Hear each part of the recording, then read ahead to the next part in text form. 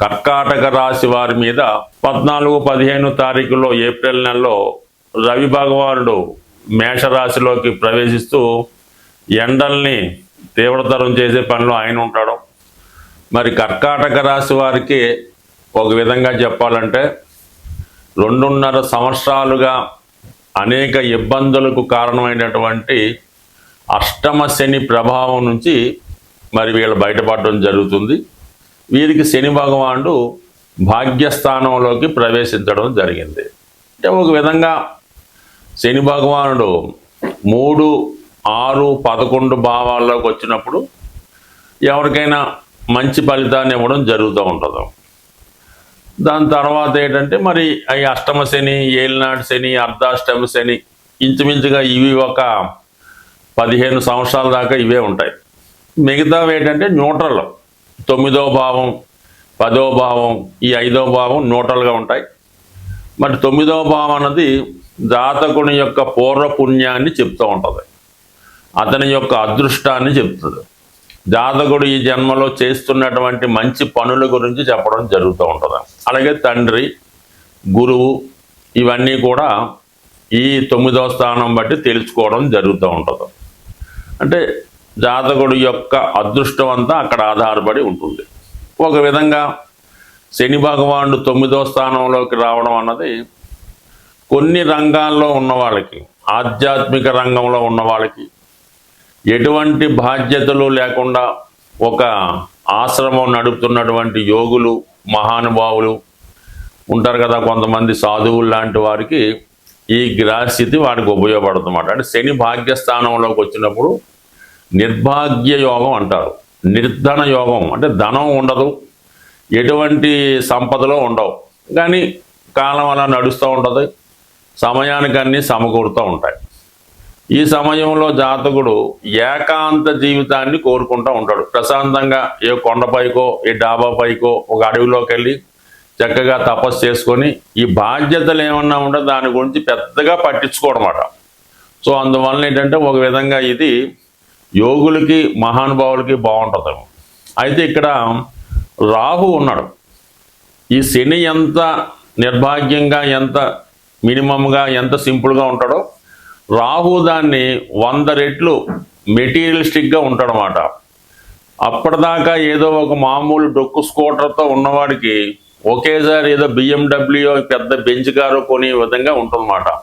చిన్న చిన్న కాకా హోటల్లో టిఫిన్ చేసేవాడు 5 స్టార్ హోటల్లో టిఫిన్ చేసే విధంగా ఈ రాహు శని కలియటం భాగ్యస్థానంలో ఉండడం వల్ల ఇది ఎక్కువగా అతనిలో ఉన్నటువంటి ఒక విద్వత్తును, ఒక విద్యను అనేక రెట్లు పెంచే విధంగా జరుగుతుంటుంది. సాధారణంగా ఈ మధ్యకాలంలో కొంతమంది జ్యోతిష్కులు అవ్వచ్చు, ఏదో మంత్రవేత్తలు అనొచ్చు, ఇంకొకరు అవ్వచ్చు, వాళ్ళు ఇప్పుడున్నటువంటి ప్రచార సాధనాల ద్వారా అనేక రకాల మహత్యాలు చేస్తాం, 24 గంటల్లో మీ సమస్య పరిష్కరిస్తాం, అలాగే వారం రోజుల్లో మీకు అన్నీ తయారు చేస్తామని ఇచ్చే ప్రకటనలో అనేక మంది మోసపోవడం జరుగుతుంటుంది కదా. ఆ విధమైనటువంటి టెంపరీగా మీలో ఉన్నటువంటి క్వాలిటీ పెరిగి జనాకర్షణ పెరిగే అవకాశం ఉంది. మీ దగ్గర సబ్జెక్ట్ ఉన్నా లేకపోయినా మీ చుట్టూ జనం చేరి మీ యొక్క అపాయింట్మెంట్ కోసం పాకులాడే విధంగా ఈ గ్రహస్థితి కనబడుతూ ఉంది ఎవరికి, కర్కాటక రాశి వారికి. అయితే వీళ్ళు అటువంటి పనులు చేయరు. కానీ ఎవరైతే ఈ సినిమా రంగంలో, మీడియా, టీవీ రంగంలో ఉన్నారో వాళ్ళకి మాత్రం ఖచ్చితంగా ఒక గొప్ప గొప్ప అవకాశాలు రావడం జరుగుతూ ఉంటుంది. అప్పటిదాకా ఒక రోజుకి 5,000 తీసుకునే మీరు రోజుకి ఒక 2-3 లక్షలు డిమాండ్ చేసే స్థాయికి ఎదగడం జరుగుతూ ఉంటుంది. అలాగే మీకు ఒక మంచి దర్శకుడు, నిర్మాత రావడం వల్ల అతను మిమ్మల్ని హైప్ చేసి మీ ద్వారా అతను ధన సంపాదించే అవకాశం ఉంటుంది. ఇక మిగతా గ్రహాలైనటువంటి బుధ, శుక్ర, రవి గ్రహాలు కూడా భాగ్యస్థానంలో చేరడం వల్ల ఎవరైతే ఉన్నత విద్య, పీజీ, పిహెచ్డి వాటి కొరకు విదేశంలో కానీ దూర ప్రాంతంలో కానీ విద్య కొరకు వెళ్దాం అనుకుంటున్నారో 100% వారికి ఈ సమయం అనుకూలించే అవకాశం ఉంది. అలాగే దూర ప్రాంతంలో ఉన్నటువంటి పుణ్యక్షేత్రాలు దర్శిద్దాం అనుకునే పెద్దవారికి ఈ గ్రహస్థితి చాలా అనుకూలించే అవకాశం ఉంది. ఎక్కువ సమయం ఈ సమయంలో విదేశ ప్రయాణాలు చేస్తుంటారు, పుణ్యక్షేత్రాలు దర్శిస్తారు. ఆధ్యాత్మిక కేంద్రాలు విజిట్ చేస్తూ ఉంటారు. మీలో ఉన్నటువంటి టాలెంట్ని పెంచుకునే ప్రయత్నం జరుగుతూ ఉంటుంది. బట్ ఏదైనా నేమ్ అండ్ ఫేమ్ అనేది విపరీతంగా రావడం జరుగుతూ ఉంటుంది. మనీ విషయం అన్నది అది మీ యొక్క స్థాయిని బట్టి ఉంటుంది తప్ప మొత్తం మీద మాత్రం పబ్లిక్లోకి రావడం జరుగుతూ ఉంటుంది. మీ చుట్టూ జన సమూహం పెరిగి ఒక క్రియేషను, ఒక ఆకర్షణ మీలో లభించే అవకాశం ఉంది. స్వస్తి. ఎటువంటి గ్రహస్థితి అయినా, ఎటువంటి దోషాలు జాతకంలో ఉన్నా దాన్ని వ్యక్తిగతంగా ఎవరికి వారు చేసుకున్నటువంటి పరిహారాల వల్ల మాత్రమే ఆ దోషాలు నివృత్తి అయి జాతకుడు అభివృద్ధి వైపు వెళ్ళే అవకాశం ఉంటుంది. ఏదైనా గ్రహాలు సహకరించాలంటే గ్రహరాజైనటువంటి సూర్య భగవానుణ్ణి ప్రతినిత్యం పూజించడం వల్ల, ఆదివారం నియమంగా ఉండడం వల్ల, ఆదిత్య ఉదయం చదవడం వల్ల, కంపల్సరీ ఏదైనా గాయత్రి మంత్రం ఉన్న వాళ్ళు చేసుకోవచ్చు. సాంప్రదాయంగా రవి భగవాన్ని పూజిస్తేనే మిగతా గ్రహాలు సహకరిస్తాయి. ఇప్పుడు ఈ 6 గ్రహాల్లో ఒక సూర్యుడు, చంద్రుడు ఒక వర్గానికి చెందిన వారు 15 రోజుల్లోనే ఈ కూటమి నుంచి బయటికి రావడం జరుగుతుంది. ఇక అక్కడ ఏర్పడినటువంటి ఈ 4 గ్రహాలు కూడా ఒకే వర్గానికి, అంటే శని వర్గానికి చెందినవి. రాహువు, అలాగే శని, బుధ, శుక్ర ఈ 4 కూడా శని వర్గ రాశులుగా చెప్పడం జరుగుతుంది. కొంతమంది రాక్షస వర్గం అని అంటారు. ఏదైనా మెటీరియలిస్టిక్ జీవితంలో మానవుడు సుఖపడాలి, అన్ని సౌకర్యాలు పొందాలంటే ఈ 4 గ్రహాలే ప్రధానం. అదృష్టవశాత్తు ఈ 4 గ్రహాలు ఒకే వర్గానికి చెందడం వల్ల మీరు కంపల్సరీగా శని భగవానుని అనుగ్రహం కోసం శివుణ్ణి ఆరాధించడం వల్ల, రాహు యొక్క ప్రభావం కొరకు అమ్మవారిని పూజించడం వల్ల, మరి శుక్రుడు యొక్క ఇంపార్టెంట్, శుక్రబలం ఉంటే అన్ని సౌకర్యాలు లభిస్తాయి కాబట్టి లక్ష్మీ అమ్మవారిని లక్ష్మీ స్తోత్రం ద్వారా, అలాగే చివరిగా బుధుడు చిన్న గ్రహం అయినప్పటికీ కూడా విష్ణుమూర్తిని పూజించడం వల్ల ఈ గ్రహాలు మీకు అనుకూలంగా మారడం జరుగుతుంది. సో అందువలన వ్యక్తిగతంగా వీటన్నిటికీ కూడా ఏకైకంగా సింపుల్గా ఉపయోగపడేది విష్ణు సహస్రనామం.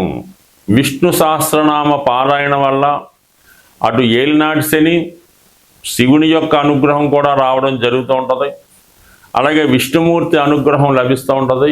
ముఖ్యంగా లక్ష్మీ అమ్మవారి అనుగ్రహం కలగాలన్నా కూడా ఈ విష్ణు సహస్రనామ పారాయణతో పాటు అందులోనే యాడైనటువంటి లక్ష్మీ స్తోత్రాన్ని కూడా అది వినడం కన్నా చదవడం కన్నా ముందు దాని యొక్క అర్థాలు మీరు వివరంగా తెలుసుకునే ప్రయత్నం చేయండి. మరి చాగంటి కోటేశ్వరరావు గారి ఉపన్యాసాల ద్వారా కానీ పర్టికులర్గా ఉన్నటువంటి మరి ఆ విశ్లేషణ గ్రంథాలు చదవడం వల్ల తెలుసుకోవచ్చు.